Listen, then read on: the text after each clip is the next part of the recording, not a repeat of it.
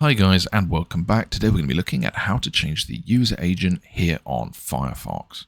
Now if you're new here or if you do find the video helpful, please give us a like and a comment down below as it really helps the channel out with the algorithm, and of course don't forget to subscribe.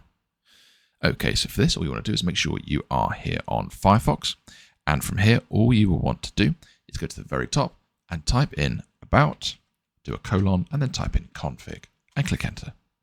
Once you are here, you want to go to the search preference name and type in general.user agent and then do .override. Okay, now you can see this doesn't exist. We do need to make our own. So we'll go over and change the selection to string and click the plus symbol on the right hand side. This will now ask us to enter some text. So we now want to go over to our next site. I'm going to use Device Atlas for this one. Scroll down until we find the one we'd like to use. So let's go down and let's go for this one. And all we need to do is copy this, go back onto this page and just click paste and click the plus button. You can now see that has been added. Hope that was helpful. Thanks for watching. Don't forget to like and subscribe.